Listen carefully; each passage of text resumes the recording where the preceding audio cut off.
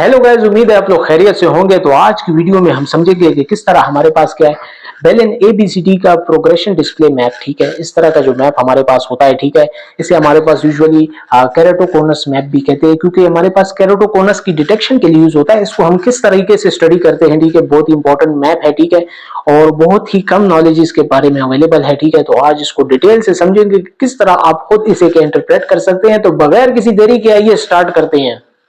ये बेलन ABCD progression display map जो है हमारे पास फ्यूचर में हमारे पास कॉर्निया के अंदर एक्टेजिया होगा, केरोटोकोनस प्रेजेंट होगा या नहीं होगा, उसकी प्रिडिक्शन के लिए हमारे पास यूज होता है। और ये हमारे पास इंपॉर्टेंट इसलिए है क्योंकि अगर आज हमने किसी पेशेंट की लेजिक सर्जरी कर दी और कल को हमें पता चलता है कि उसकी आई में हमारे पास एक्टेजिया का प्रोग्रेशन हुआ है, तो हमने जो ये लेजिक सर्जरी की है तो वो हमारे पास वेस्ट हो जाएगी, उसका हमारे पास कोई बेनिफिट नहीं होगा। और अगर इसी तरह हमारे पास कोई कॉन्टैक्ट लेंस वेयरर है, ठीक है, और आज अगर उसको क्या कोई प्रॉब्लम नहीं है, फ्यूचर में अगर उसकी कॉर्निया में किसी भी टाइप का प्रॉब्लम होता है, तो इससे हम ये अंदाजा लगा सकते हैं कि हमारे पास क्या पॉसिबल प्रॉब्लम्स फ्यूचर में हमारे पास हो सकती हैं।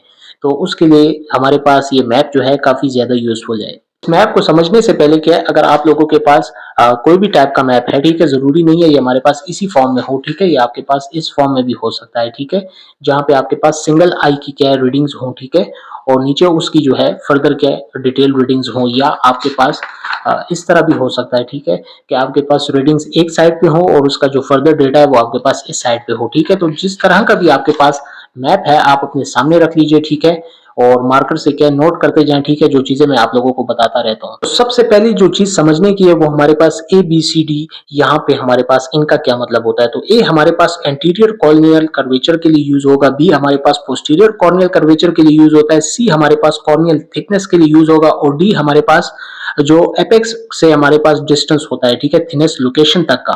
तो ये हमारे पास ए बी सी और डी जो है इस तरह हमारे पास एब्रीविएट होते हैं, ठीक है। उम्मीद है आप लोगों को समझ आ रही होगी, ठीक है। तो ये ए पोर्शन है, ये बी है, ये सी है, ये डी, ये हमारे पास राइट आई के लिए, और इसी तरह हमारे पास लेफ्ट के लिए भी यही डेटा है। इस डेटा के अंदर हमारे पास क्या कलर्स, आप लोगों को ये बार्स नजर आ रहे होंगे, ठीक है। हमारे पास इसमें ये जो ऑरेंज है, ठीक है, जरूरी नहीं है अगर आपका सॉफ्टवेयर किसी और तरीके से इंटीग्रेट हुआ हो, ठीक है, तो उसमें आपके पास जहां पे ये बीई आपके पास लिखा हो, ठीक है, ये बेस लाइन एग्जाम आपके पास, ठीक है, ये उसकी एब्रीविएशन है, ठीक है। तो ये बीई हमारे पास वो एग्जामिनेशन है जो कि हमारे पास पेशेंट के ऊपर कैरी आउट हो चुकी है। अब आपके पास ये कलर कोई भी हो सकता है, ठीक है, तो आप याद रखिएगा कि ये हमारे पास वो एग्जामिनेशन है जो कि हमने पेशेंट के ऊपर क्या परफॉर्म की है, और यही रीडिंग आपके पास यहाँ पे देख सकते हैं, ठीक है, आप लोग के बीई लिखी हुई है, ठीक है।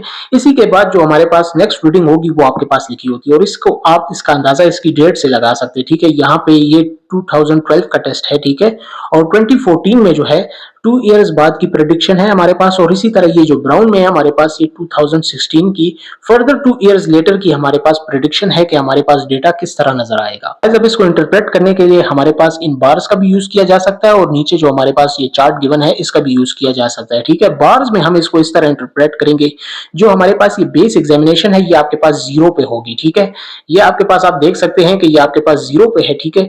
अगर इससे हमारे पास ये अदर जो 2 बार्स हैं वो हमारे पास इससे फर्दर के ऊपर जा रहे हैं, तो हमारे पास प्रोग्रेस हो रही है, ठीक है, यानी हमारे पास क्या एक्टेजिया जो है वो प्रोग्रेस कर रहा है, ठीक है। लेकिन आपने ये भी देखना है साथ में कि आप कौन सा पोर्शन एनालाइज कर रहे हैं। जिस तरह के आपके पास हम ए पोर्शन को एनालाइज कर रहे हैं, ठीक है, तो ये हमारे पास एंटीरियर कॉर्नियल कर्वेचर है, तो अगर इसमें हमारे पास प्रोग्रेशन दिख रहा है तो इसका मतलब है हमारे पास फ्यूचर में आई के अंदर एक्टेजिया के चांसेस हैं, केरोटोकोनस के चांसेस हैं।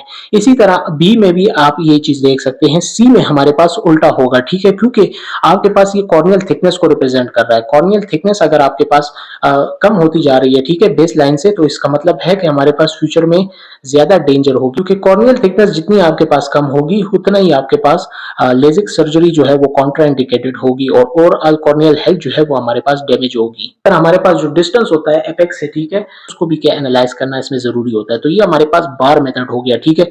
बार्स के जरिए आप इसे इस तरह एनालाइज कर सकते हैं, और चार्ट्स के जरिए इसको एनालाइज करने का एक बहुत ही सिंपल मेथड है, ठीक है। ये लास्ट लाइन में आपको ABCD क्लासिफिकेशन लिखी हुई है, ठीक है। तो ए हमारे पास ये first portion, second portion, third portion, ठीक है, हमारे पास ऑरेंज के लिए, ठीक है, ग्रीन के लिए और ब्राउन तीनों के लिए हमारे पास क्या नीचे कुछ रीडिंग्स लिखी हुई है, इसको एनालाइज करना बहुत ही इजी है, ठीक है।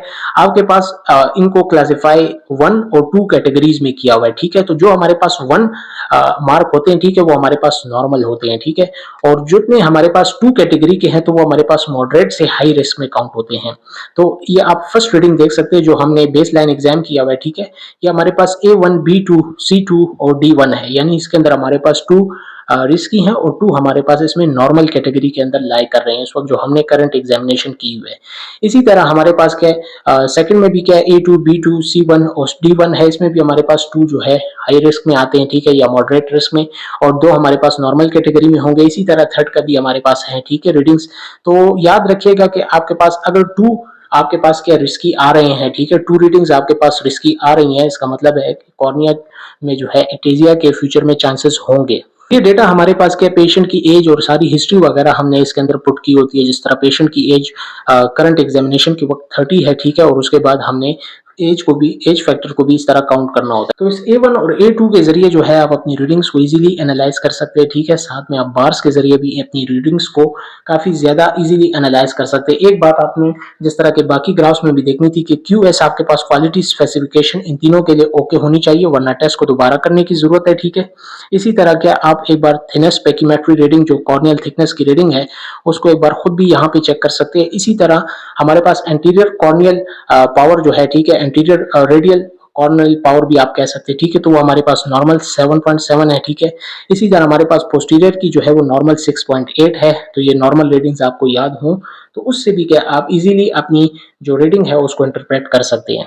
तो गाइस देखा कितना इजी तरीके से क्या है हमने बेलन ABCD प्रोग्रेशन डिस्प्ले, इसे हमारे पास केराटोकोनस चार्ट भी कहते हैं, ठीक है, क्योंकि केराटोकोनस की प्रेडिक्शन के लिए हमारे पास यूज होता है, ठीक है। इसको कितना इजी तरीके से हमने समझ लिया है।